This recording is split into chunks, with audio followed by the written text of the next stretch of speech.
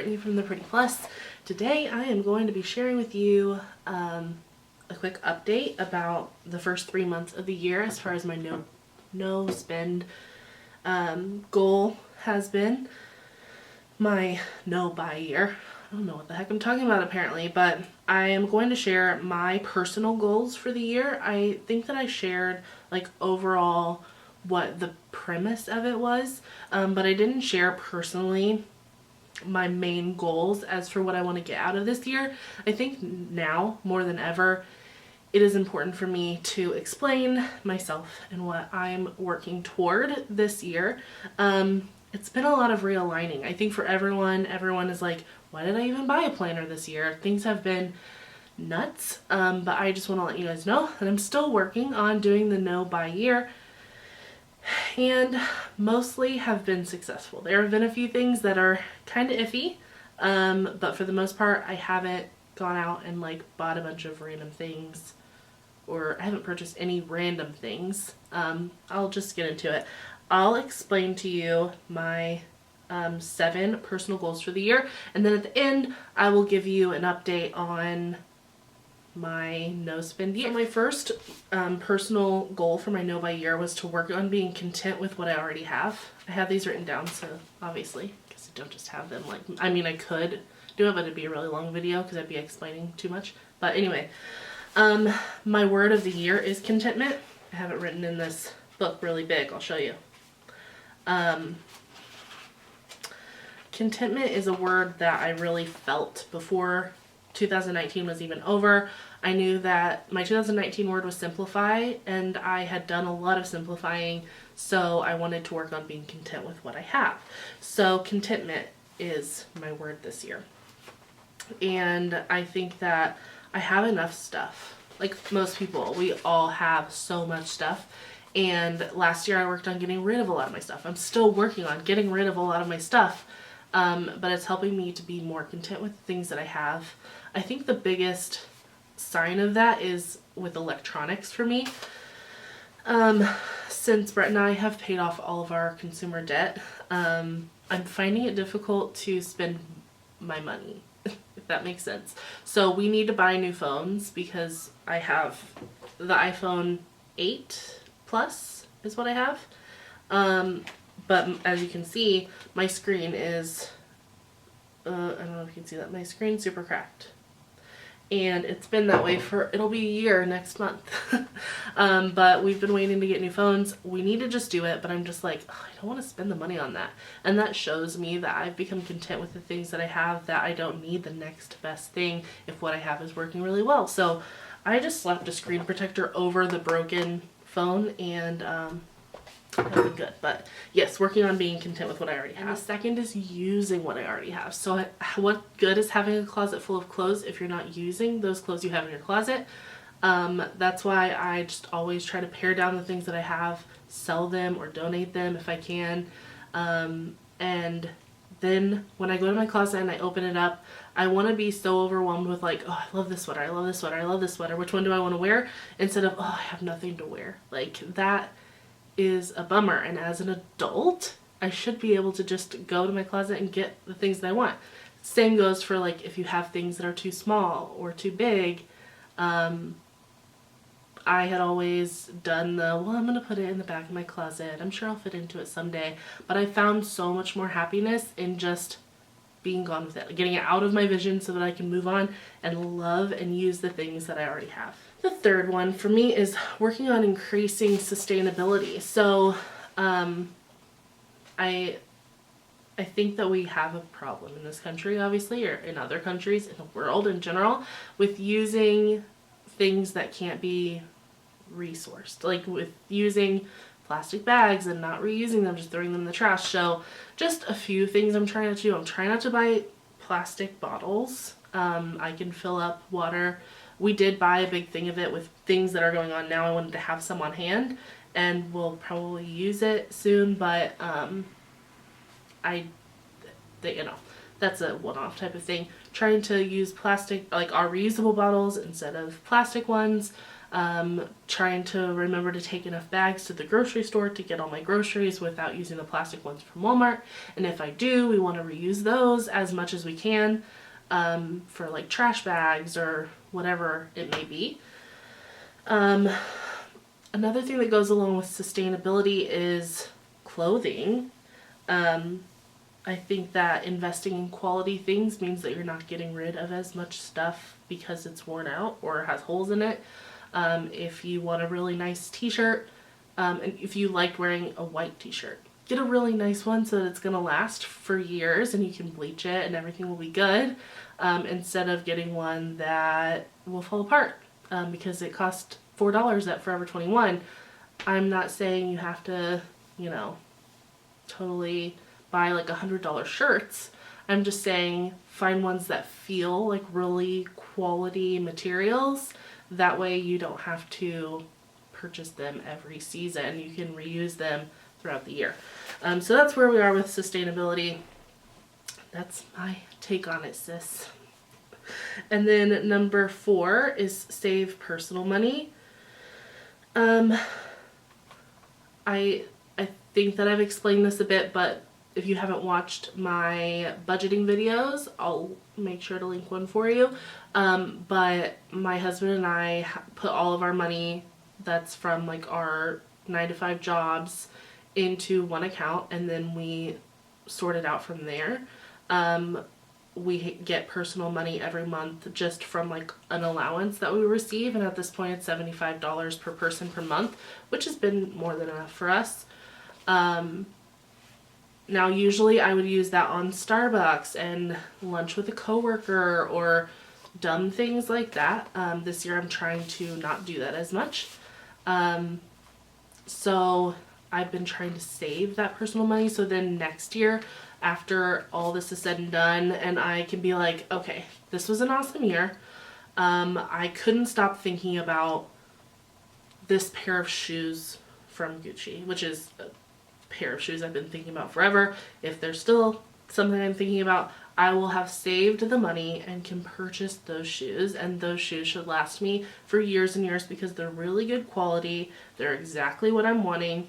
That type of thing. So I want to work on saving my personal money so that those bigger investments that I make, basically so that I can use my money on those things that I really want, those bigger investments, versus just spending my money on junk that is going to last me for like 5 minutes. Number 5 is to stay more organized and less messy. It's a fact, if you have more things, it's going to be easier to get more messy, and I, in general, am a very organized person, but also a very messy person. So you would see that my desk at work is perfectly in order, that I keep lists and everything like that, and if you look inside like a cabinet, most of the time it's going to be very organized, but then you'll see that my workspace is always messy, and my workspace usually happens to be my floor of my bedroom because my closet is in there, and I am the messiest person about clothes that you can imagine.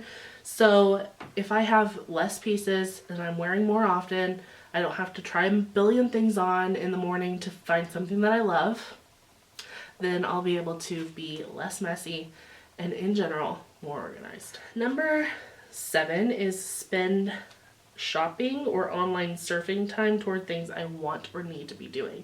So I don't think people realize how often you're mindlessly searching the internet for something. You may not even need anything. You're just like, well, let's see if there's a sale at Macy's, or let's just search through, I don't know, Urban Outfitters to see what the next best thing I can buy is. I want, and have been able to, I can tell you with the last 3 months, that I've read more books than I have in forever, because instead of just mindlessly searching the internet, I'll be like, think to myself, I'm not buying anything. Why am I looking at this? I'm going to read a book. That's what I've tried to teach myself to do. I'll be like, I'm looking at TikTok for too long. I'm going to stop. I'm going to read a book.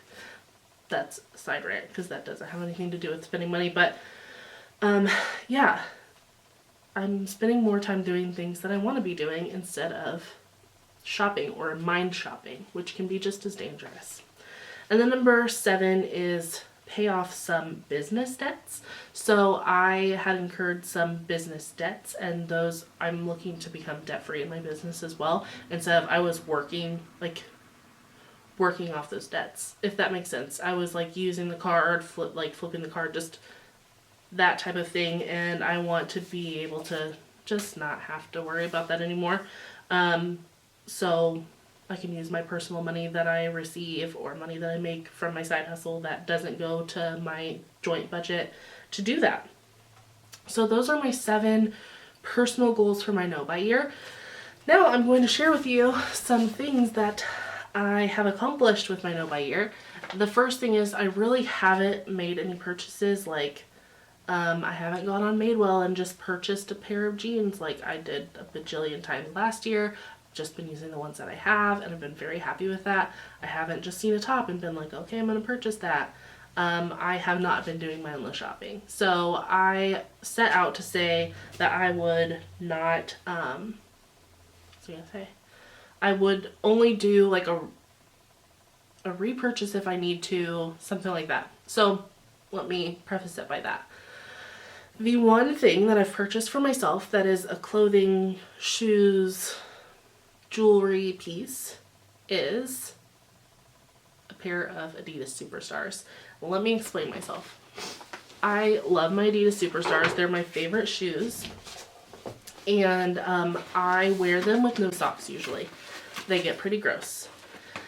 And it became pretty evident at the very beginning of the year that these shoes were starting to smell and look really bad. And I told myself, like, you know, I'll make it work through the end of the year and then I'll buy them again, or, you know, whatever. It can work. I have other shoes I can wear. And then I happened to be at an Adidas store with my husband because he's not on a no-buy and he loves shopping.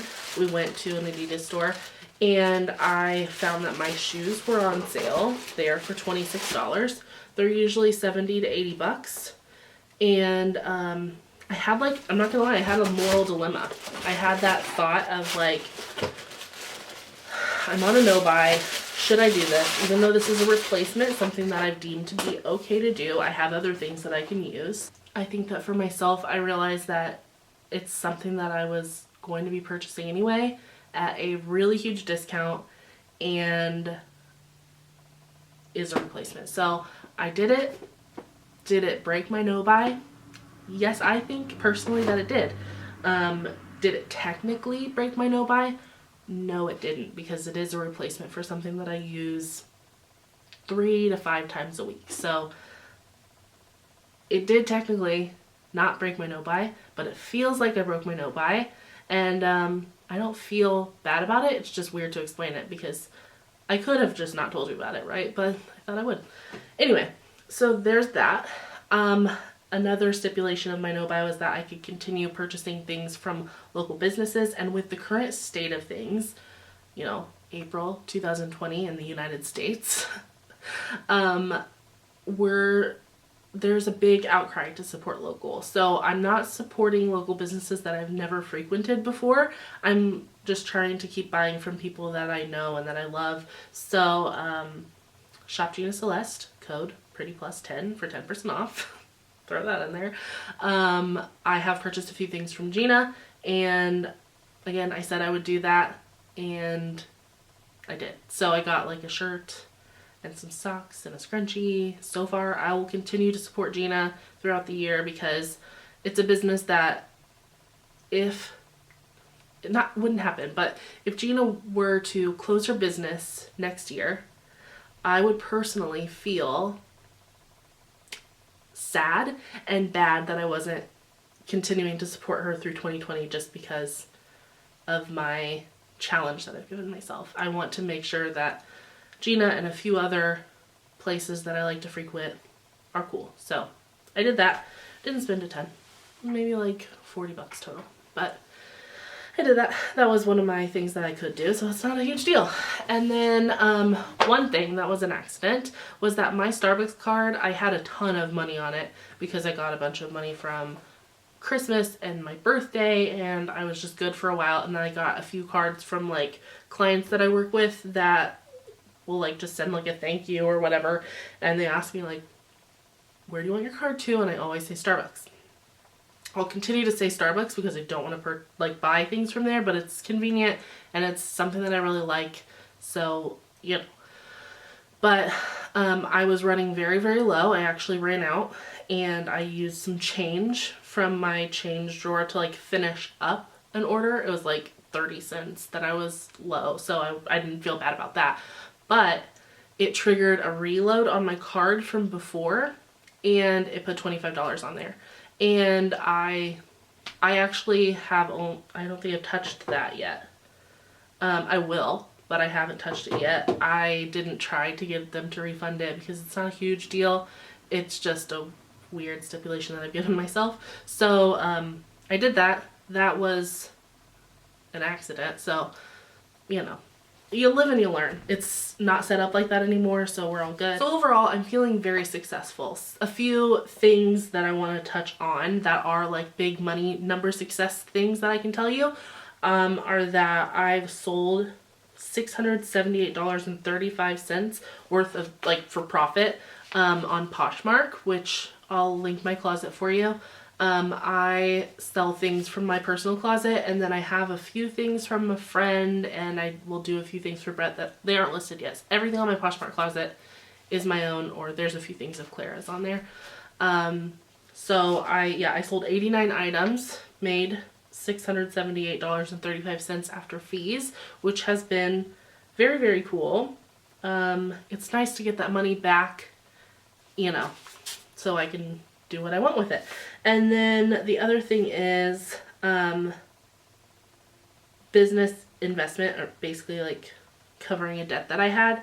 I was able to pay $1,900 toward that in the first quarter of the year, and I had only estimated that I'd be able to pay $300 of that. So that is a lot more than I thought, and I'm pretty proud of myself for doing that.